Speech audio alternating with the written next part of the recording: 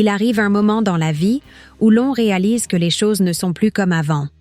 Les forces diminuent, le corps ne réagit plus comme autrefois et, souvent, le rythme du monde semble s'accélérer démesurément. Mais il y a quelque chose d'encore plus dangereux que les limitations physiques, la vulnérabilité émotionnelle. Avec les années, de nombreuses personnes constatent que leur cercle social se réduit. Certains amis s'éloignent, d'autres nous quittent, et la famille, même si elle est présente, a sa propre vie. La solitude peut s'installer de manière insidieuse, et c'est dans cet espace silencieux que certains types de personnes trouvent des brèches pour entrer. Au début, elles semblent inoffensives. Certaines font même preuve d'attention et de compagnie, mais, petit à petit, elles commencent à user votre esprit et votre cœur. Ce que peu réalisent, c'est que la vieillesse fait de nous des cibles faciles pour les manipulations émotionnelles. Le besoin de compagnie peut nous amener à accepter des relations que nous n'aurions jamais tolérées à d'autres époques. La patience devient une ressource précieuse, mais lorsqu'elle est appliquée aux mauvaises personnes, elle peut entraîner un épuisement profond.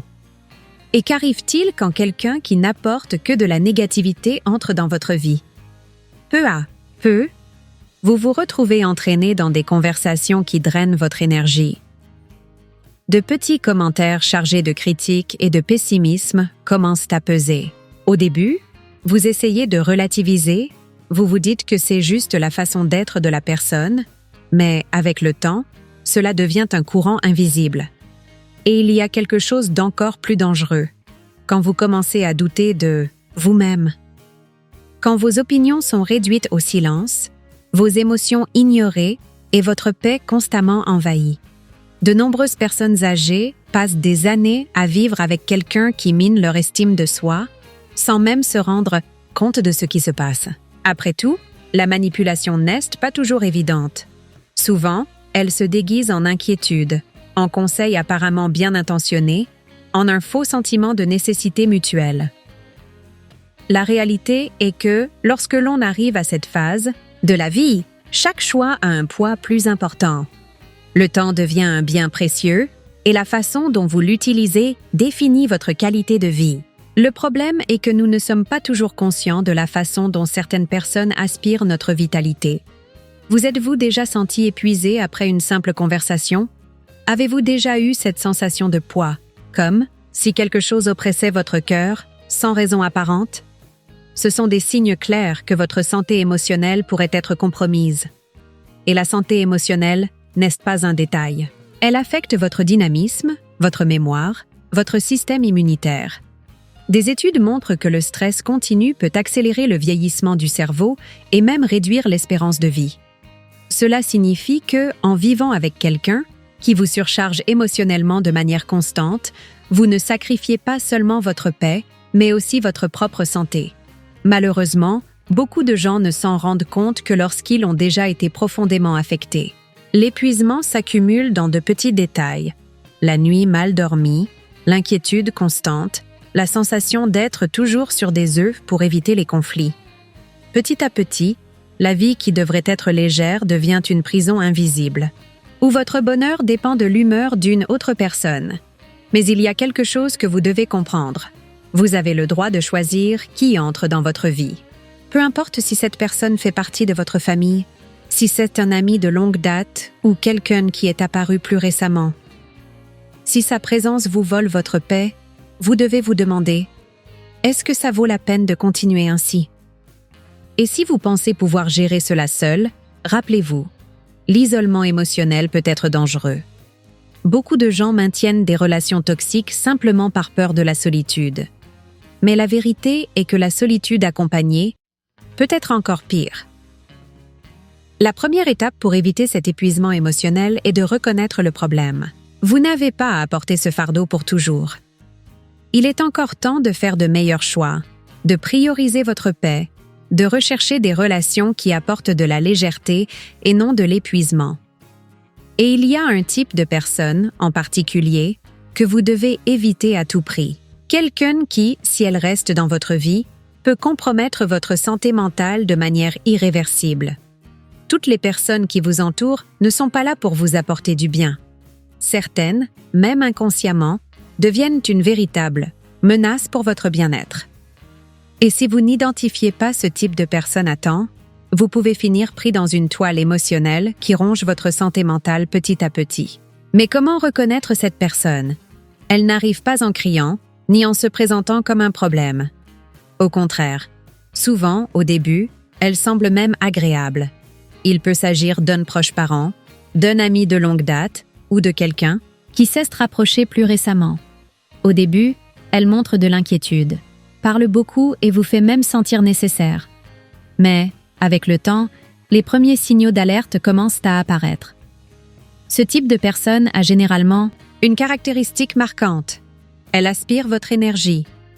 À chaque rencontre, à chaque conversation, vous sentez que vous sortez plus fatigué que vous n'êtes entré. Au début, vous ne le remarquerez peut-être pas, mais au fil des jours, vous commencez à constater que votre humeur oscille, votre sommeil est perturbé et même les petites activités de la vie quotidienne semblent plus lourdes. Ce qui était simple auparavant, comme faire une promenade ou lire un livre, semble maintenant exiger un effort immense. Un autre trait commun de ces personnes est qu'elles ne sont jamais satisfaites. Quelle que soit la situation, elles trouvent toujours une raison de se plaindre. Rien n'est bien, personne n'est valable, et le monde entier semble être contre elles. Pire encore, souvent, elles insistent pour vous entraîner dans cette vision négative de la vie. Le pessimisme devient une ombre constante et, petit à petit, vous commencez à absorber cette énergie sans même vous en rendre compte. Mais cela ne s'arrête pas là. Il existe un type encore plus dangereux, le manipulateur. Il vous fait vous sentir coupable de choses qui ne sont pas de votre responsabilité. Il déforme les faits, met des mots dans votre bouche et trouve toujours un moyen de se faire passer pour une victime. Lorsque vous essayez de vous éloigner, cette personne réagit comme si elle était lésée, fait du chantage émotionnel et utilise votre bon cœur contre vous. Et s'il y a une chose que les personnes âgées ont généralement en abondance, c'est un cœur généreux. C'est pourquoi ce type de relation est si dangereux. Vous sentez que vous devez aider, que vous ne pouvez pas abandonner cette personne, que vous avez une sorte de dette morale envers elle. Mais c'est un piège. Vous pouvez être bon sans devenir l'otage de la souffrance d'autrui. Autre signal d'alarme. Cette personne ne respecte pas vos limites. Elle exige toujours plus que ce que vous pouvez donner. Elle appelle à n'importe quelle heure, envahit votre vie privée, ignore vos sentiments. Lorsque vous essayez d'imposer une limite, elle en fait tout un plat, dit que vous exagérez ou que vous êtes devenu froid soudainement. Cela vous fait vous sentir coupable et vous finissez par céder, permettant à la situation de perdurer. Et il y a encore ceux qui se nourrissent de conflits. Ils créent des discussions inutiles, remettent sur le tapis de vieux sujets, inventent des intrigues entre les membres de la famille et ont toujours une histoire dramatique à raconter. Pour ces personnes, la paix est ennuyeuse. Elles ont besoin de chaos, et s'il n'y a pas de problème en ce moment, elles n'hésitent pas à en créer un de toutes pièces. Mais le pire de tout, c'est peut-être lorsque cette personne vous fait douter de vous-même. Petit à petit, votre confiance s'évanouit, vos décisions commencent à être influencées par des opinions extérieures et votre propre identité semble se perdre. Vous vous voyez de plus en plus dépendant de ce que cette personne pense, de ce qu'elle veut, de ce qu'elle approuve ou désapprouve. Et quand vous vous en rendez compte, votre vie ne vous appartient plus.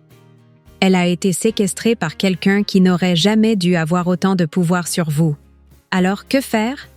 La première étape est de reconnaître ce schéma. Ne vous trompez pas en pensant que cette relation peut changer facilement. Ces personnes réalisent rarement les dégâts qu'elles causent, et beaucoup ne sont même pas disposés à changer. La deuxième étape consiste à apprendre à protéger votre énergie, à ne pas laisser cette présence dominer votre vie. Et cela nous amène à un point crucial. Quelles sont les conséquences du fait de garder cette personne près de vous? Si vous pensez pouvoir gérer cela sans grandes conséquences, vous n'avez peut-être pas encore réalisé à quel point cette cohabitation peut être destructrice. Avez-vous déjà ressenti cette fatigue qui ne passe pas, même après une bonne nuit de sommeil? Cette sensation d'être toujours surchargé, comme si votre esprit ne se reposait jamais? Si vous vivez avec quelqu'un qui aspire votre énergie, cet épuisement émotionnel peut affecter votre santé de manière que vous n'imaginez même pas. Là, Première conséquence est l'épuisement mental. Lorsque vous êtes constamment en train de gérer quelqu'un qui impose de la négativité, de la manipulation et des conflits, votre esprit n'a jamais un moment de paix. Petit à petit, les pensées inquiétantes deviennent une habitude. Vous vous surprenez à anticiper les discussions, à répéter des réponses, à essayer de prévoir ce que cette personne va faire ou dire. Et cela se reflète directement sur votre corps. Le stress continu libère des hormones comme le cortisol qui, en excès, peuvent accélérer le vieillissement, affaiblir le système immunitaire et même augmenter le risque de maladies cardiovasculaires. Autrement dit, il n'y a pas que votre esprit qui souffre. Votre corps paie un lourd tribut. Vous ressentez plus de douleurs musculaires, votre tension artérielle peut augmenter et même votre digestion commence à être affectée. Mais il y a quelque chose d'encore plus préoccupant, la tristesse silencieuse qui s'installe sans crier gare. Vous ne le remarquerez peut-être pas immédiatement, mais peu à peu, cet enthousiasme que vous aviez pour les petites choses de la vie commence à disparaître. Les moments de plaisir se font plus rares et l'envie de socialiser diminue. Quand vous vous en rendez compte, vous êtes déjà en train de vous isoler sans même comprendre pourquoi. Et cet isolement est l'un des plus grands dangers de la vieillesse. Moins vous vous impliquez avec d'autres personnes et des activités saines, plus vous devenez vulnérable à des problèmes tels que la dépression et l'anxiété. Le pire, c'est que la personne toxique dans votre vie peut même utiliser cela contre vous, en disant que seule elle est à vos côtés, renforçant l'idée que vous n'avez plus personne. Et ainsi, la dépendance émotionnelle se renforce. Un autre impact grave de cette cohabitation est la perte d'estime de soi. Les personnes manipulatrices et négatives vous font douter de vous-même. Au début, ce sont des commentaires subtils. Vous ne comprenez plus les choses comme avant, vous êtes trop sensible. Pourquoi vous vous plaignez autant? Avec le temps, ces petites phrases se transforment en une avalanche qui détruit votre confiance en vous. Et quand l'estime de soi diminue, la tendance est que vous cessiez de prendre soin de vous. Votre posture change, votre apparence commence à refléter ce découragement. Et même l'envie de rechercher de nouvelles expériences disparaît. Vous commencez à croire que votre vie est déjà définie, qu'il n'y a plus de place pour les changements, que vous devez simplement supporter cette situation. Mais ce n'est pas vrai.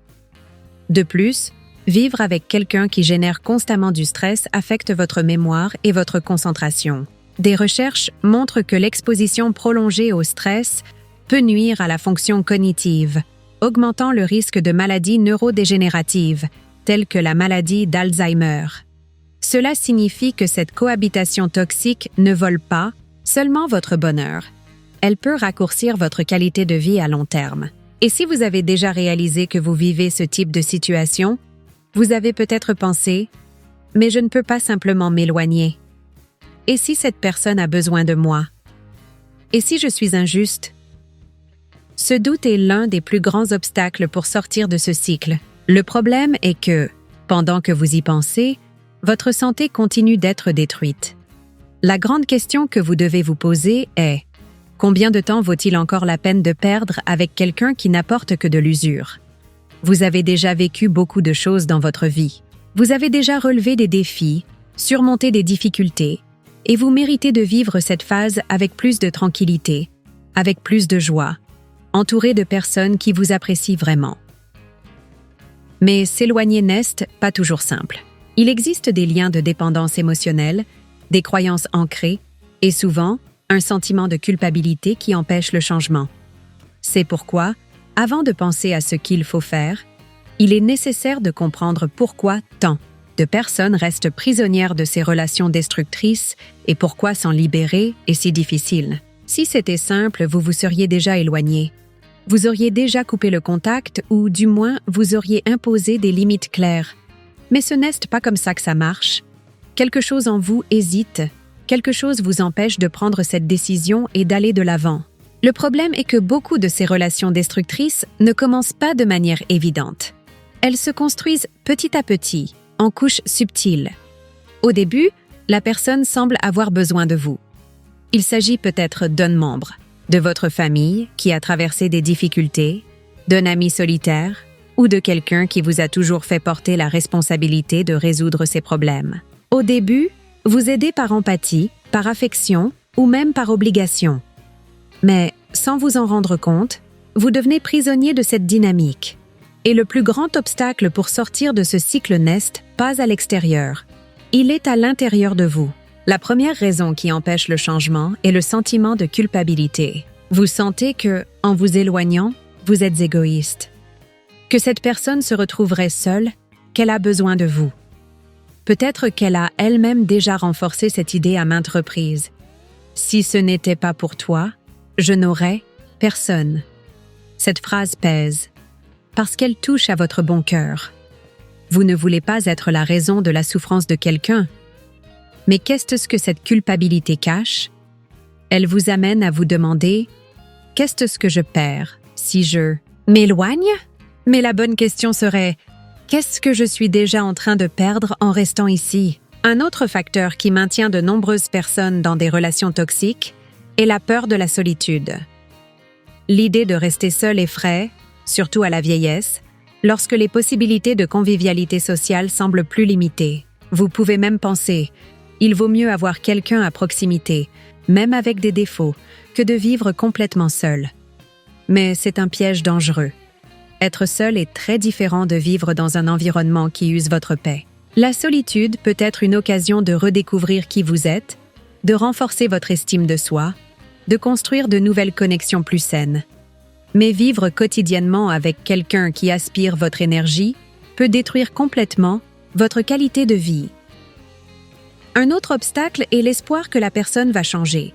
Vous pensez peut-être qu'avec le temps, avec de la patience, avec plus de conversations, cette relation peut s'améliorer. Après tout, à un moment donné, cette personne a déjà été bonne pour vous. Il y a déjà eu des moments heureux, et se souvenir de ce qui a été vous empêche de voir ce qu'elle est réellement aujourd'hui. Mais la dure vérité est que les personnes toxiques changent rarement. Elles peuvent faire de petites concessions, montrer un peu de remords lorsqu'elles réalisent qu'elles sont sur le point de vous perdre. Mais au fond, le cycle se répète toujours. Vous l'avez déjà vu se produire auparavant. De petites excuses, des promesses d'amélioration, suivies de nouvelles usures et de nouvelles déceptions. Et il y a quelque chose d'encore plus profond, la peur d'affronter l'inconnu. Lorsque vous êtes depuis longtemps dans une mauvaise dynamique, cette réalité devient confortable car elle est prévisible. Vous savez déjà comment l'autre personne va réagir, vous connaissez déjà les hauts et les bas de la relation. Sortir de cela signifie affronter quelque chose de nouveau, et l'incertitude peut être effrayante. Mais qu'est-ce qui est le plus effrayant? Faire un pas vers la liberté ou continuer à être prisonnier d'une relation qui détruit votre santé mentale tous les jours? Ce que vous devez comprendre, c'est que s'éloigner n'est pas un acte d'égoïsme, c'est un acte de survie. Cela ne signifie pas que vous devez abandonner complètement cette personne, mais plutôt que vous devez établir des limites claires. Si vous ne le faites pas, l'usure sera irréversible, et c'est la partie la plus difficile. Apprendre à dire non sans culpabilité. Apprendre à vous mettre en premier. Comprendre que votre paix vaut plus que n'importe quelle relation. Mais comment? Faire cela en pratique? Comment créer un environnement de protection émotionnelle et éviter que cette personne continue de miner votre énergie? La liberté émotionnelle commence par une décision, celle de ne plus laisser votre paix être volée.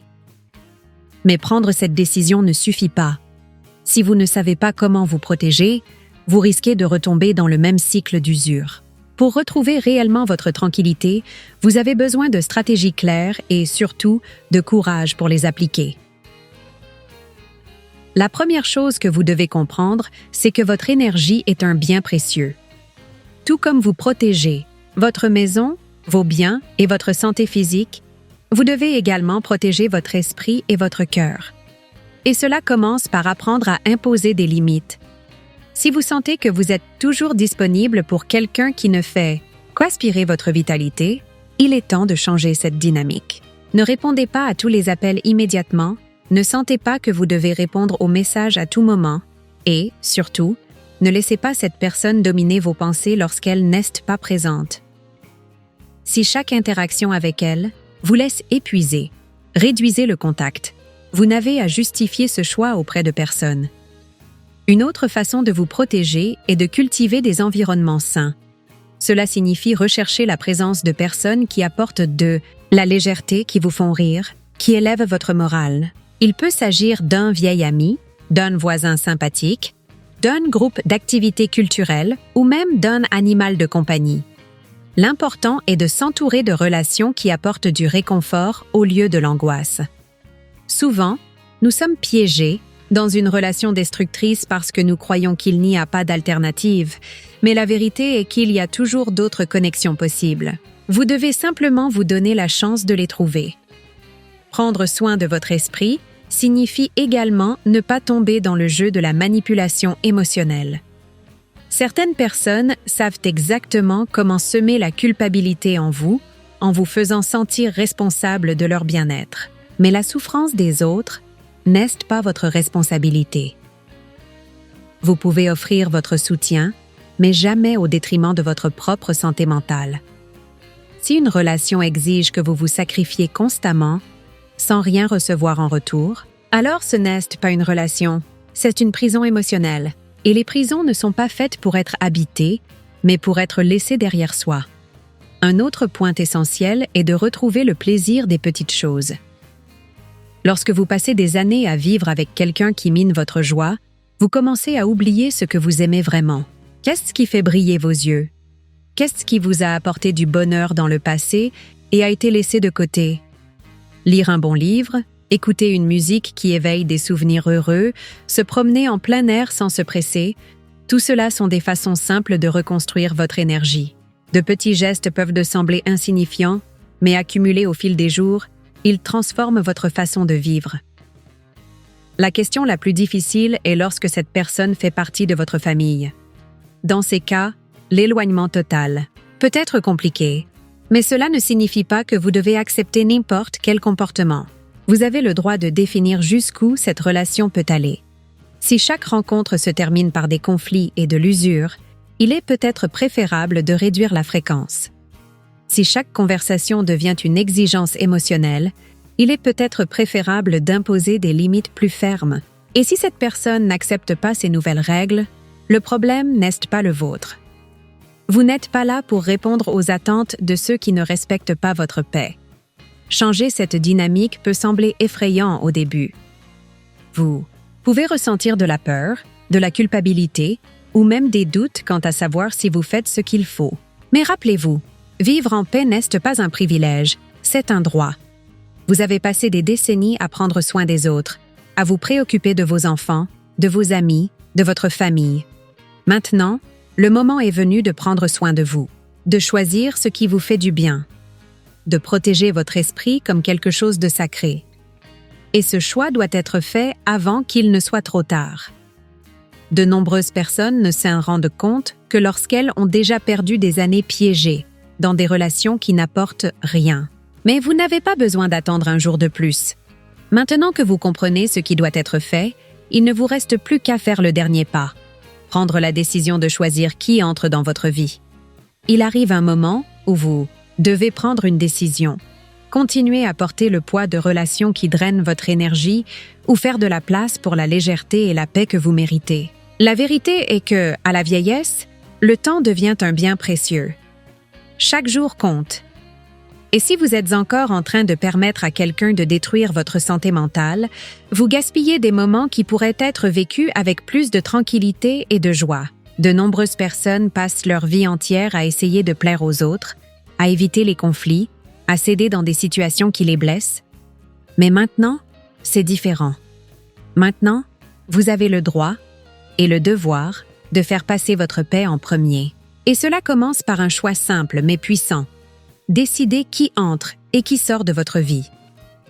Ce ne sera pas toujours facile. Certaines personnes vont essayer de vous faire sentir coupable, vont dire que vous êtes froid, vont essayer de vous convaincre que vous avez besoin d'elles. Mais la vérité est que vous n'avez besoin de personne qui vous cause de la souffrance. Ceux qui se soucient vraiment de vous respectent vos limites, acceptent votre espace et contribuent à votre bonheur au lieu de le miner. Et si la solitude est une crainte, rappelez-vous, Être seul peut être une bénédiction comparée au fait de vivre avec quelqu'un qui détruit votre paix. Le silence est toujours plus léger que la présence de quelqu'un qui n'apporte que des conflits.